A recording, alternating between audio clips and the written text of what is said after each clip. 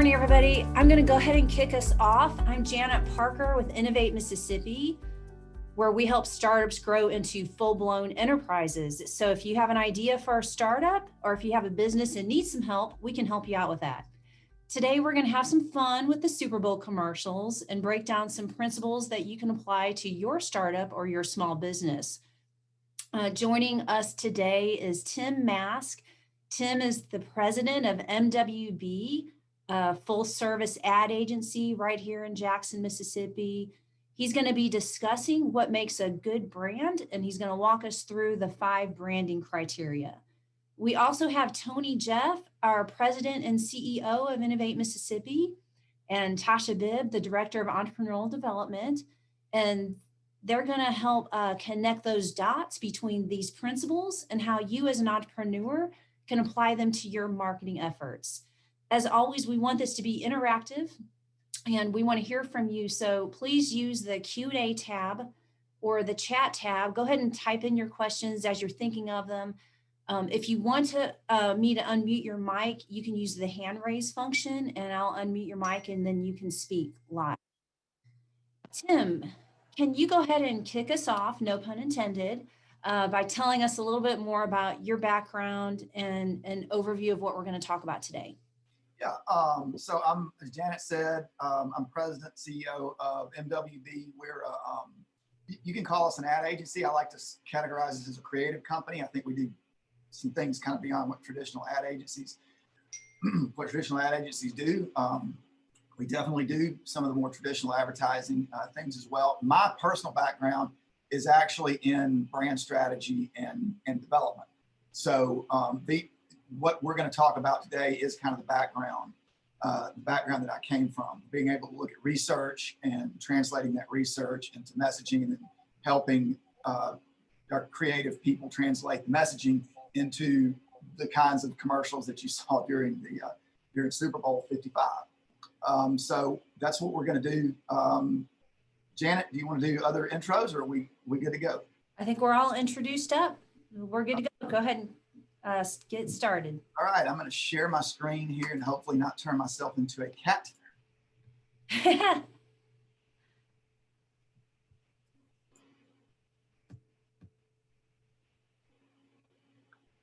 All right, everyone, welcome to the first annual, I'm going to say, Bowlmmercial. Like we said, what we're going to do today is we're going to go through some of the Super Bowl ads that we kind of picked out as a group that we think there's elements that apply to that entrepreneurs can take and use those.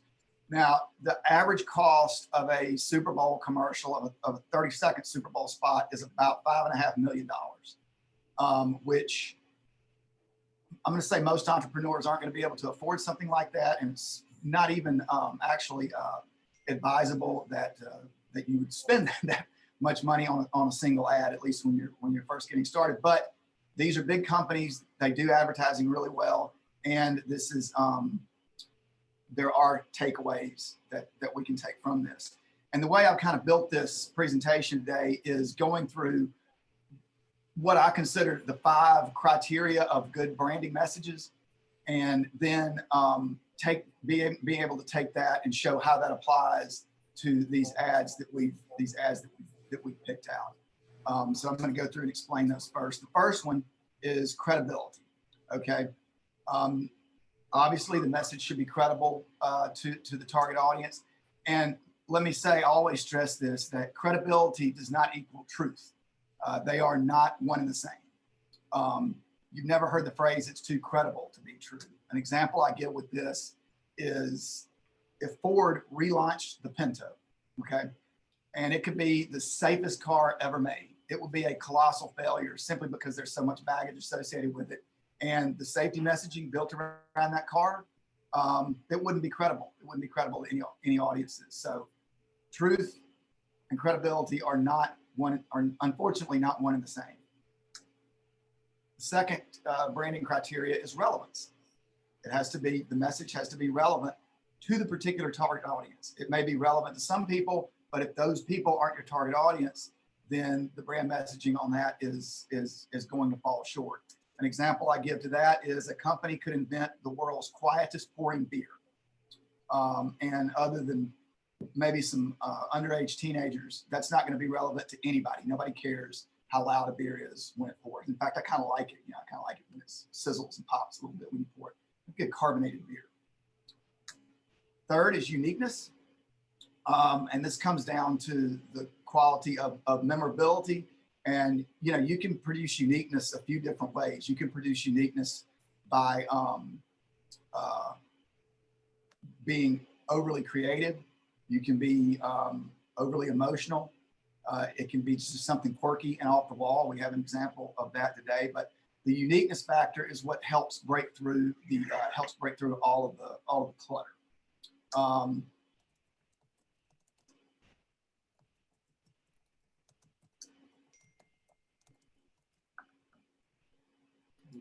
I believe you have a filter turned on in the video settings. You might want to we're trying to, can you hear me, Judge? I can hear you. I think it's a filter. It is, and I don't know how to remove it. I've got my assistant here, she's trying to, but I'm prepared to go forward with it. I'm here live, I'm not a cat. I can see that.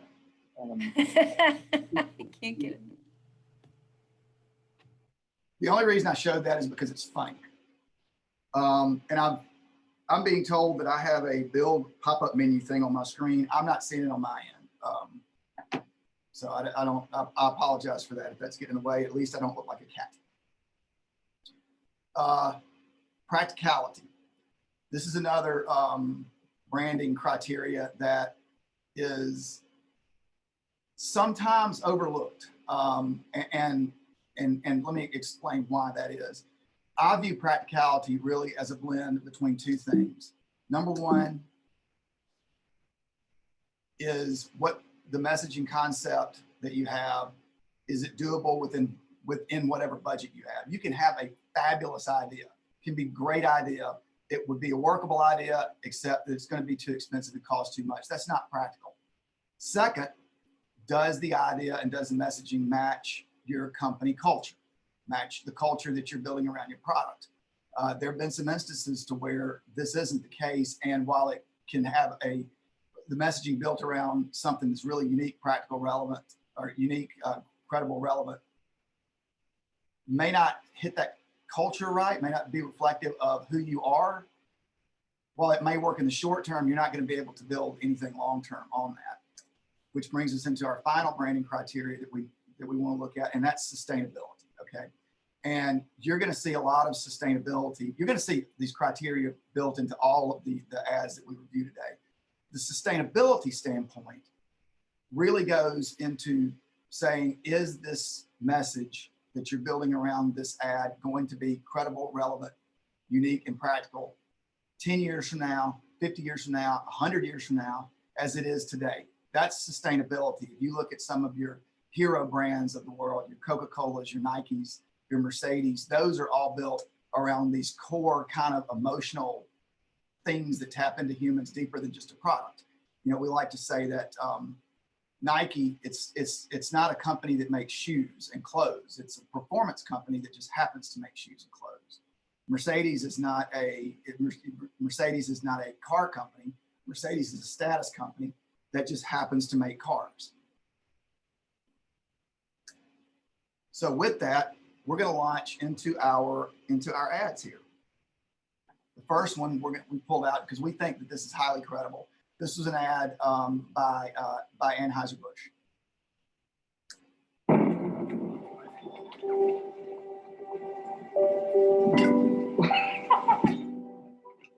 So when you say, let's grab a beer, it's never just about the beer. Come on, I'm buying you a beer. Okay. Sorry, I hit a button. I'm a cat.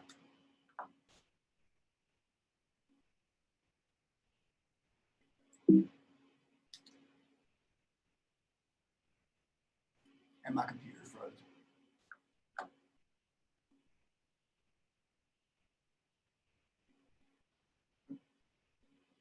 Hey, Janet, tell some funny jokes while I get this thing fixed.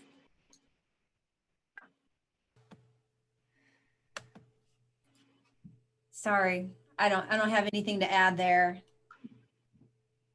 Tony, can you talk a little bit about maybe what some entrepreneurs might be looking for in terms of help with their marketing, help with some of their advertising, and how some of this might translate for them? We know like our entrepreneurs can't afford a Super Bowl ad. You know, that's not going to be in the budget, that level. But as Tim gets his screen back up and working, I mean, what are some things that you think could be applied to an entrepreneur, to a startup, or how could they be looking at this? Sure. I think, well, the big thing I love about this one in particular is the messaging is so direct to the brand and the actual product. Because there's so many times that you finish an ad and you really don't have any idea who it was for. And this one, let me buy you a beer, obviously touches directly on the product and the use. And I love that about this one in particular. And I think keeping it consistent and not being too esoteric.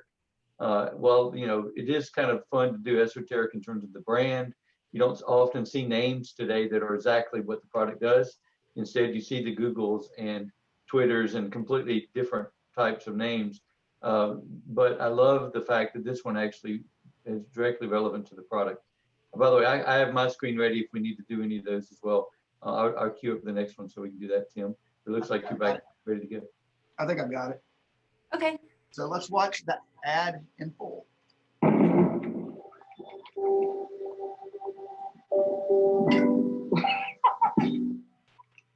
So when you say, let's grab a beer, it's never just about the beer. Come on, I'm buying you a beer. Okay. What do they say? Flight crews next door, eat a pizza. It's how you say, I'm glad we're stuck together. Here's the new friends. Lydia, we sure could use your help on this. Or Okay. you deserve to be here. Or, you know, I'm really sorry. No, not yet.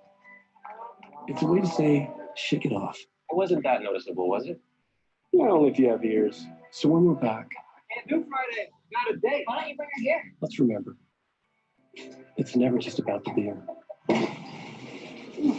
It's about saying that simple human truth. Come on, let's grab a beer.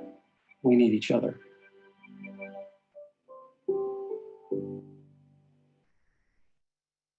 So like we said, all these ads you're going to see are going to have those different elements of good branding criteria in it. We pulled credibility out of that one because that's one of those ads where you watch it and you're like, yeah, been there.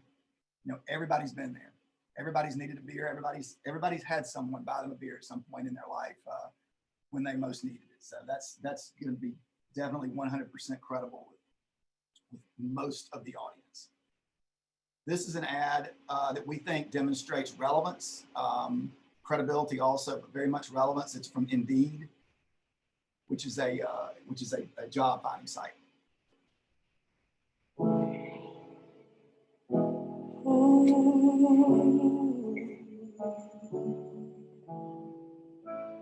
You're broken down and tired of living life on a merry-go-round, and you can't find the fire, but I see it in you, so we can walk it out.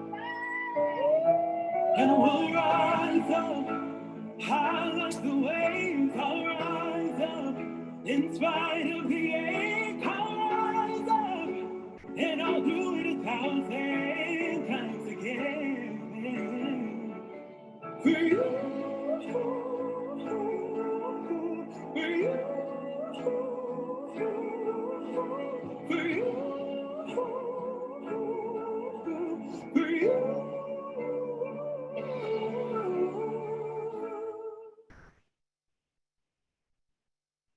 All right, relevant. Yeah, relevant to a lot of people. You know, most people, if not now, I guess especially probably now given the state of the pandemic, but at some point in their lives have been up against the wall looking for a job or scared about planning a career and have had, you know, that breakthrough moment of actually being able to find employment. So totally relevant to the audience there.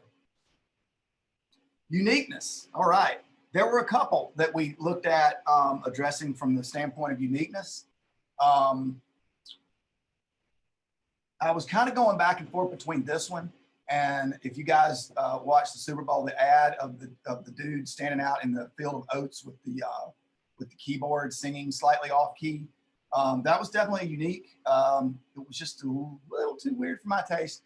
I thought that this ad by Reddit, which was only on screen for 5 seconds, okay, as you can see there in the copy, they say they couldn't afford the full 30-second spot.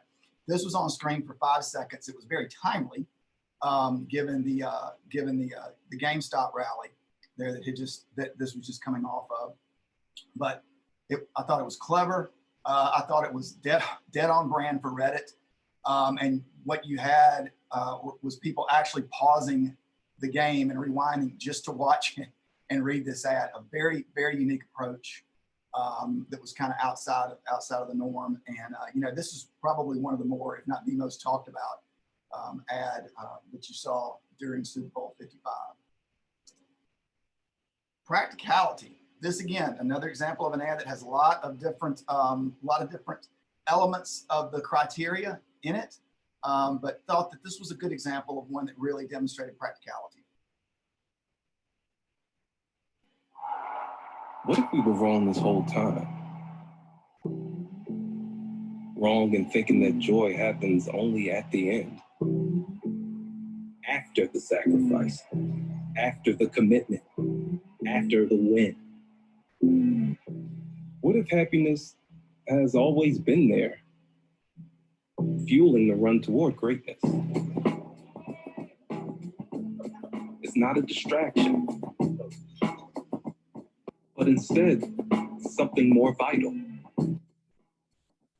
What if joy is the whole game, not just the end game? So ask yourself, are you happy because you win? Or do you win because you're happy? Kick it. Can I kick it? Can I kick it? So why did we choose that to demonstrate practicality? That might not be the first thing that comes to mind when you view that, but think about it from the standpoint of how I first defined what are the main elements that go into practicality. And that's, can your message be accomplished for within your given budget? And does the message match the culture of your company or the culture of your brand? Now, obviously, Michelob being owned by Anheuser-Busch has plenty of money to implement this within budget. But secondly, from the culture standpoint, Michelob Ultra is a brand that has really built itself on top of being a lighthearted beer that is kind of leans toward sportsy performance, good times with friends type thing. We saw in the other Anheuser-Busch commercial, let me buy you a beer, that took the other route. Okay, that took the more empathetic route. This one takes the more, I guess, fun, you'd call it, route, which is dead on with the culture that Michelob has built around its brand, which is why we think that really demonstrates good implementation of practicality. Sustainability. All right. This one probably is also going to surprise you, but I think it's especially relevant for this group, and we'll explain why.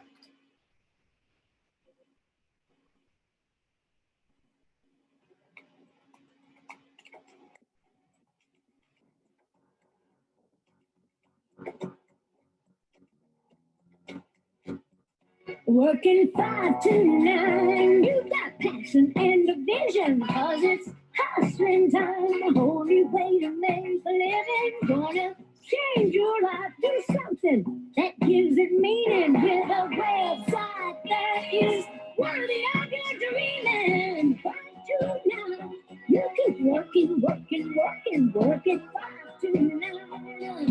your dreams come true. Working 5 to 9. You keep dreaming 5 to 9, 5 to 9, you can do it.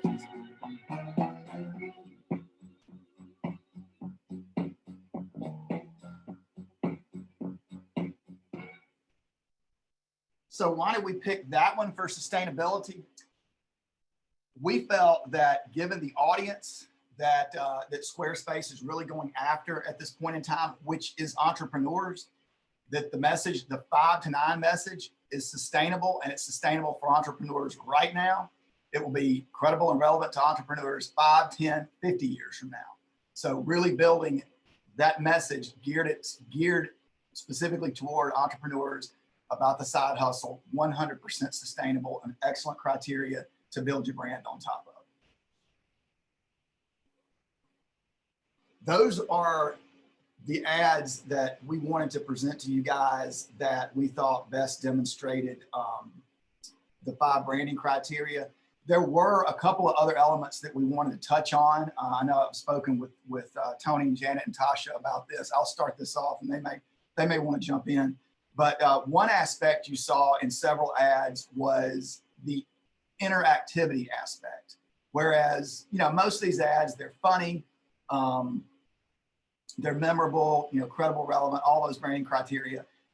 But they were also what you'd call passive. Okay, sure, there was a call to action, go to this website, follow us on Twitter, whatever it may be.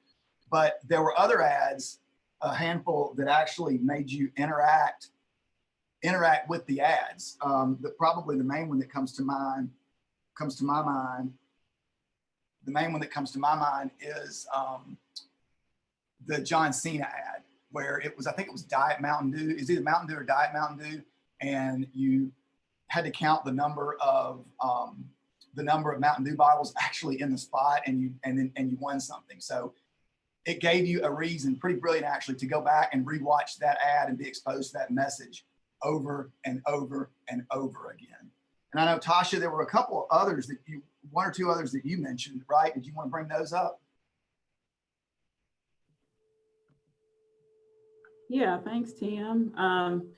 One of the more unique ones that I saw that I was really struck by, we were talking about this one, the Mountain Dew ad, which integrated a little bit of, there was a contest, and they were asking viewers to count the number of Mountain Dew bottles that they saw in an ad, in the Super Bowl ad, and then go to Twitter and enter your guess for a chance to win, I think it was $1 million.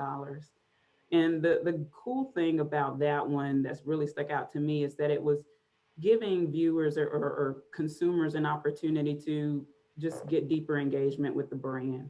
I found myself following the Mountain Dew Twitter page as a result of that, but I do like those. Did you count the bottles? I did not count the bottles. I guessed 3 times. I didn't win $1 million, so guess I didn't give the right guess, but there was that deeper engagement that 30-second ad led me to. I thought that was pretty cool. Yep, that was definitely one. And another aspect too, and Janet can chime in on this, and we touched on it a little throughout this, but and Tony mentioned it in the outset as well. What you saw built around these ads for the most part was aspirational messaging, emotion-based messaging, not a lot of product features, not a lot of saying this car gets 35 miles to the gallon, not a lot of saying, you know, healthy, delicious breakfast cereal, low calorie this, even like take the Michelob commercial that really bills itself as a low calorie beer. Didn't get into product features like that. Really use the opportunity to tap into those deeper human emotions. There's 2 things, or the things that really good brands do is they have that emotional connection with their consumers that make it hard to break those bonds. If you think about like Apple is a good example of this. Okay, you can make a case that there's somewhat better quality equipment out there than Apple that's certainly a good bit cheaper than a lot of the Apple products, but they're also the largest company in the history of the world for a reason, because they have such a loyal following simply because they have formed this bond with their community of users that's built around the concept of innovation and being different, which is, you know, the whole being different thing is kind of funny now that we think about it, since everybody in America has an iPhone, everybody in the world has an iPhone, but that's what they built their brand around, and they really sunk a lot of investment into that. And that is a good example of connecting on that emotional level versus just touting your product features, which when you're in development of your own product or your own service, it's very easy to fall into touting the features because those are the things that you're proud of. You know, I'm proud of this product that I built. I'm proud of these product features, and this is why you should buy it. When in truth, what a consumer wants to hear is, you need to buy this product because it's going to make you better. It's going to give you status. It's going to give you peace of mind. So when we're thinking about developing brands for our products, think about building it along those emotional lines. Hey, Tim. Yeah. At this point, we do have a few questions from the participants, and I think it's a good segue from, you know, what we're talking about here with engagement, with, you know, talking about emotions, the uniqueness, those qualities that, you know, maybe on a low budget that some of our entrepreneurs or startups maybe, you know, could apply to their own advertising. But Dan asked the question, which advertising medium do you consider to be the most cost effective? He says, aside from word of mouth, for a startup business, for example, would you go print media, direct mail out, social media, radio, television? Yeah. Maybe could you break that down to help them understand how they could apply these principles?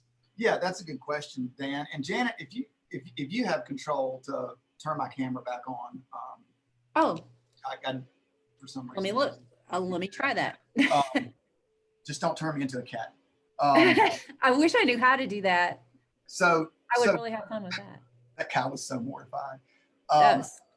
So Dan, let me answer your question by saying I didn't do that, but you're back on. Thank you. It depends on a couple of different factors. There's no definitive answer as to what's the most cost effective. Number one, start with who your audience is, who you're talking to, who you think your audience is, and where are they at? You know, if you are trying to reach retired senior citizens, you know, it's probably not TikTok. If you are trying to reach, you know, just broad general strokes here, but if you're trying to reach farmers, it's probably not a magazine like Fast Company. No offense to the farmers out there that read Fast Company.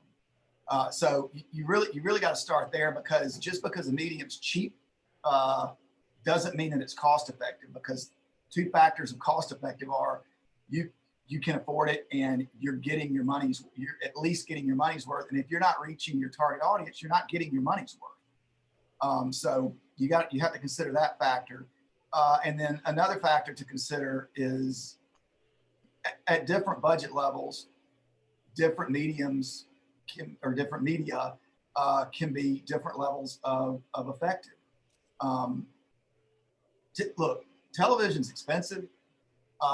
It's not the best as far as measurability goes. It actually is getting better on some systems, but it's also expensive because it's highly effective, especially when you look at programming like the Super Bowl, where you're going to get a large number of people watching it, or you drill down to specialty programs that really hit in on your target audience. Like, let's say, you know, you have a contracting business. Okay, well, something like an HGTV program, you know, makes more sense for that.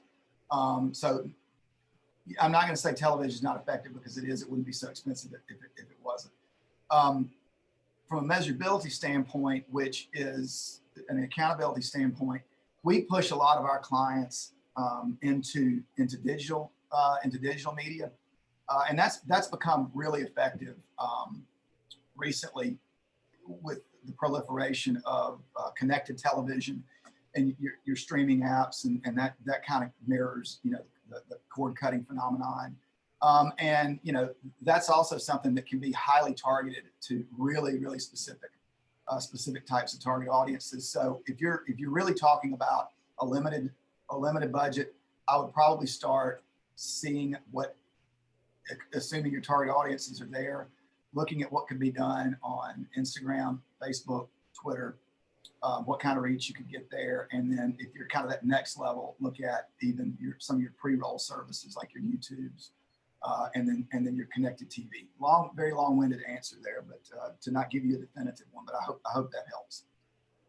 Hey, Tim, and just to jump in, this is Tony Jeff. I think the cross-platform usage can apply even to the lower cost solutions. So having folks who retweet messages that you want, get certain benefits or certain discounts or things like that across platforms are ways that folks can do so in a much more cost-effective way.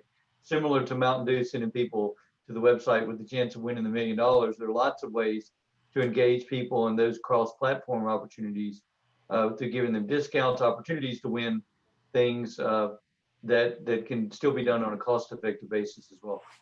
Yeah, that's right. And something, one other aspect, I think by now we're all familiar with influencer marketing, which different people have different opinions on that. I think depending on what the underlying brand is, it can be very effective.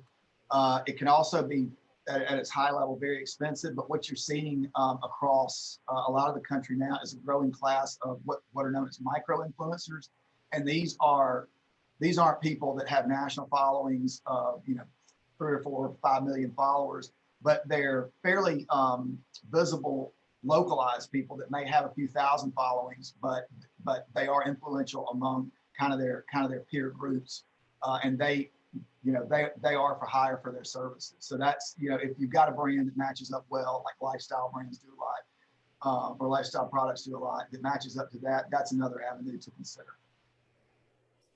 Yeah, Tim, and I don't know how much of a discount you get on a 5-second ad versus a 30-second ad, but going back to what Reddit did, which was really unique, I mean, they had you pause. If you caught it, that was a little risky, because if you caught it, you paused it, and they probably got 30 seconds worth of your attention reading that, but only paid for 5 seconds of an ad. Yeah, and it was, and that was so dead on brand from a Reddit standpoint as well. That really was great. I don't know what they paid for that ad. I'll have to look that up.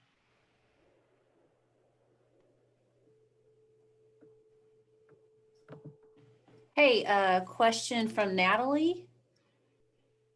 Looking into the future, do you think that COVID will have a lasting effect in advertising, and how strongly companies will continue to build and market their remote capabilities? Natalie, I just heard this morning that Salesforce is going virtually all virtual, even after the pandemic's over. They're greatly reducing their corporate real estate footprint. Most of their people are going to be working remotely, working from home.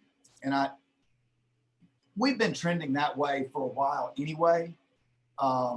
As far as remote work goes, I think the pandemic just has really accelerated that. So I think you're going to see probably a point of diminishing return on that, but I think it's going to continue to go that way. You're going to see probably a big reset in the commercial real estate market as to who's occupying a lot of that space. So I think that trend is going to continue. And advertising, where it comes from the advertising standpoint, it really is, most of advertising anyway, is a reflection on where society is moving, pop culture trends, that kind of thing. You've seen a lot of brands kind of adopt some of the social movements that have grown in stature over the past couple of years. And I didn't bring my magic 8-ball, so I can't say exactly the ways that COVID and post-COVID are going to influence advertising. I do think they're going to influence the way that commerce and culture moves. And with those two aspects, it's definitely, it's 100% going to have an effect on advertising.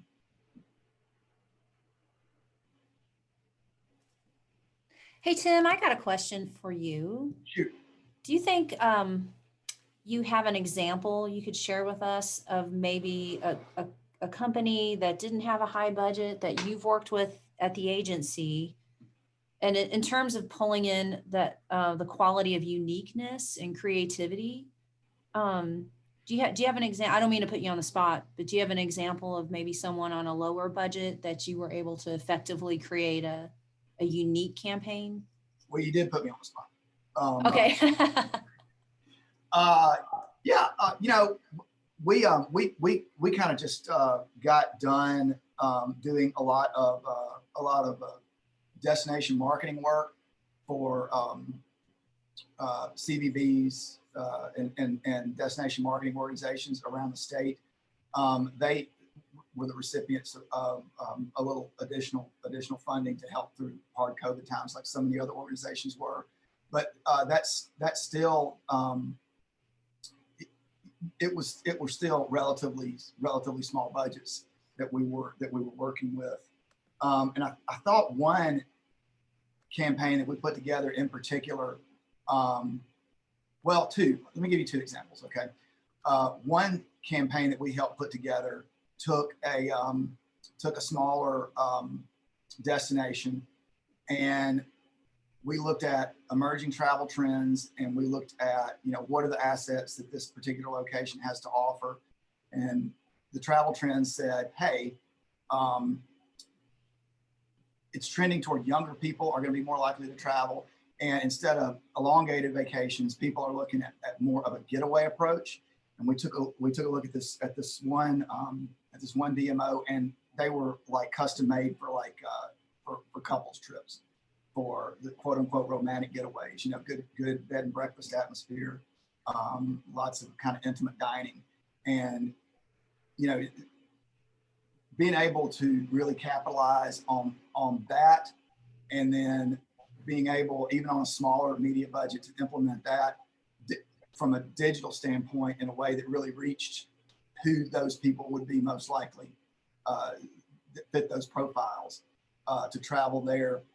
Another example for another even smaller destination marketing organization that we work with, it was really built around its outdoor activities. You can probably figure out who I'm talking about, particularly a lake where they it's really nationally renowned fishing territory. And it kind of, instead of taking a more serious approach to that, we actually created a character who was a park ranger, and his job was to go around and make you disconnect. He stole a guy's cell phone, and taking more of a humorous aspect to it, and that helped, because you don't really see that coming very much in those kind of campaigns. So being able to utilize humor to make that marketing campaign stickier than it probably would have otherwise have been. Put me on the spot again. Hey, and look, I knew you'd come through. That's why I wasn't worried about that one single bit. I was running the 2-minute offense there. You did fantastic. So Tasha and Tony, I'm going to put y'all on the spot now. We're running a little past time. And this is a great topic, and we'll stay on as long as everybody wants to stay on. But Tony and Tasha, is there anything else that you would like to add? Any additional questions that you could think that maybe an entrepreneur might pose? Any other comments or questions? I love, and I'm just going to echo a few of the points that Tim made. One about knowing your audience and making sure that your message is targeted. Squarespace, I think, did a great job of that. A lot of the other ads we saw were really broadly just focusing on the general public, but Squarespace did a good job of kind of focusing on those moonlighting entrepreneurs, those folks that have the side hustles and are working 5 to 9. So that message of knowing your target audience and focusing your messaging to them, I think, is an important takeaway. Another thing is just the emotional connection that your brand makes with your audience. I think that's what was it Anheuser-Busch? I know it was a beer company. Yeah.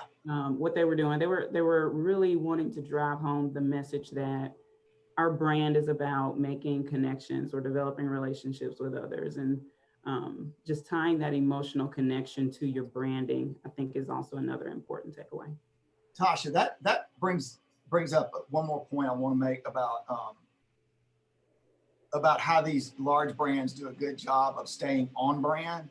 Mm-hmm. There were, I'm not going to say these were the only ones, but 3 Anheuser-Busch commercials One was Anheuser-Busch proper. That was the first commercial we watched, which was the Let Me Buy You a Beer. That really gets into what the corporate company overall is about. The Michelob Ultra commercial that we watched, that again we said was just dead on brand for everything that the culture that Michelob Ultra has built. A third that we did not watch was the Avengers spoof, where they brought all the Bud Light characters back from wherever the past, I guess, wherever they were. And that is, Bud Light has always built its brand on top of being more humorous.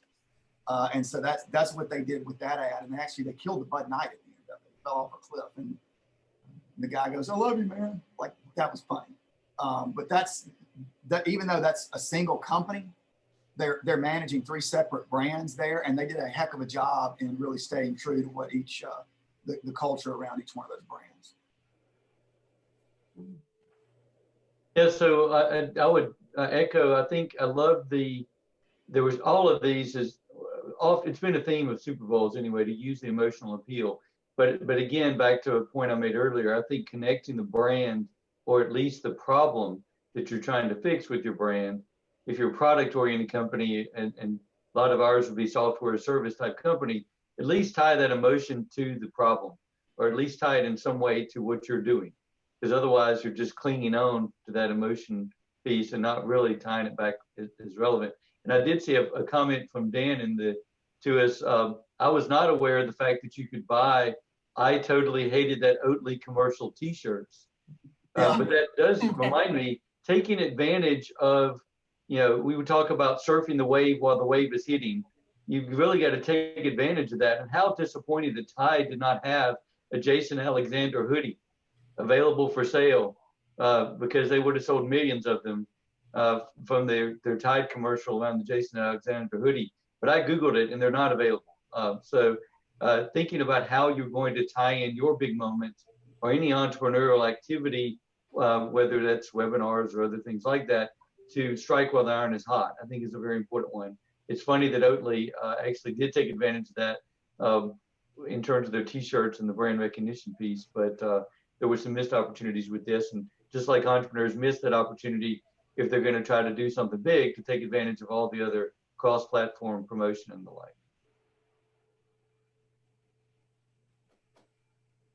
Yeah, and we got panelists saying they're going to try some, and some. Oh, that's Tasha saying she's going to try some of them.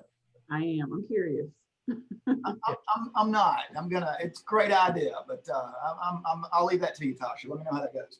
I'll let you know.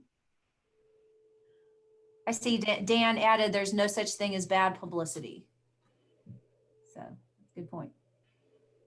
Yeah, well, I would give the caveat that I do think, back to the Pinto example, there could be safety and or health publicity that could perhaps be bad.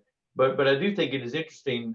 Those of you all, who followed a lot of there's a great podcast if you look for free. Brian Williams is the name of the podcast by Malcolm Gladwell and part of his series. But memories get molded in such a way that it is absolutely true that when people hear a brand, they forget even how it was originally associated, unless it's repeatedly bad or something like that. So it ends up being top of mind, even if it wasn't initially a positive association. So.